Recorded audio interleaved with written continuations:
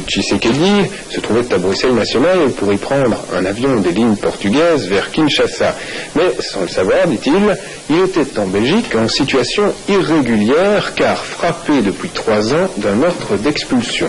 Le temps de s'expliquer, l'avion décolle, ce qui provoque la colère de ses sympathisants et rapidement une bagarre générale. Marc Bouvier. Monsieur Tshisekedi devait participer aujourd'hui à un important meeting organisé à Kinshasa par l'UDPS à l'occasion de l'anniversaire du parti. Il se présente donc hier soir à l'aéroport de Bruxelles National pour prendre un avion des lignes portugaises à destination du Zaïre. Une cinquantaine de sympathisants l'accompagnent. Seulement voilà, monsieur Tshisekedi est retenu au poste de contrôle. À ce moment, on ignore encore pour quelle raison. Parmi les militants de l'UDPS, l'ambiance s'est chaude. Donne une bonne réponse parce que ça va tarder. Le temps continue donc. Les heures tournent et finalement l'avion décolle sans que M. Tshisekedi soit à bord. Il ne pourra donc pas participer au meeting. La colère éclate.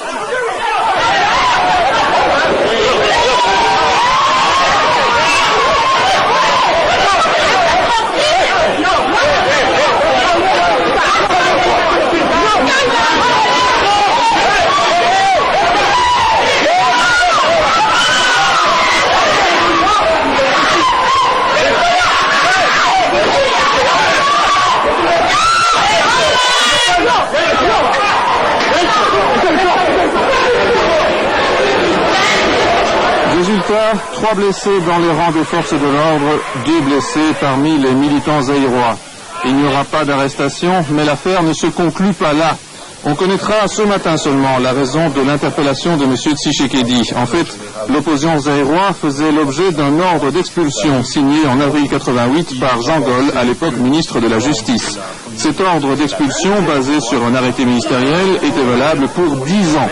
M. Tshisekedi affirme qu'il n'en savait rien, et on peut le croire puisqu'il avait reçu récemment un visa des autorités belges avec la bénédiction de l'Office des étrangers. Il vivait en Belgique depuis plusieurs mois au vu et au su de tout le monde. Vous le voyez ici participer à un faire le point sur nos antennes le 9 décembre dernier. En outre, il voyageait régulièrement à l'étranger avec un visa parfaitement en règle. Comment se fait-il dès lors qu'un gendarme lui ait soudainement signifié qu'il était recherché et qu'il se trouvait en situation irrégulière? N'est-il pas étrange qu'on s'en souvienne précisément le jour où le leader zaïrois devait s'envoler pour présider au Zaïre un grand meeting d'opposition? Et puis, comment expliquer cet invraisemblable paradoxe? On interpelle M. Tshisekedi sur base d'un ordre d'expulsion et de la sorte on l'empêche physiquement de prendre son avion alors même qu'il ne souhaitait qu'une chose, quitter le pays.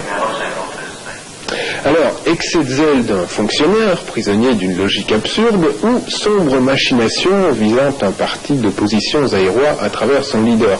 Écoutez l'avis du principal intéressé, Étienne Tshisekedi, qui, par la force des choses, est toujours en Belgique.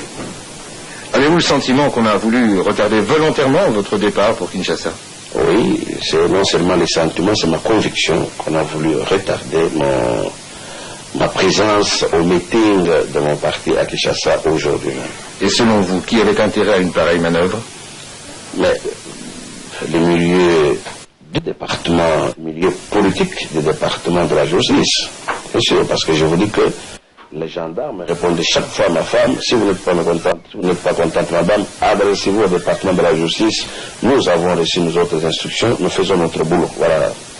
Alors, curieusement, vous devriez être expulsé à l'heure qu'il est et vous êtes toujours en Belgique. Bon, merci, mais c'est la question qu'il faut poser aux autorités compétentes.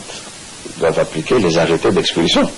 Quel est votre sentiment par rapport à toute cette affaire? Justement, le sentiment confirme justement le caractère politique de l'affaire. Le problème n'a rien à faire, n'est pas juridique. Simplement, on veut exécuter la volonté ou les manœuvres du dictateur zaïrois. Alors, pour le faire, il faut bien trouver quelque chose au niveau de la Belgique. C'est comme ça qu'on est allé sortir cet arrêté.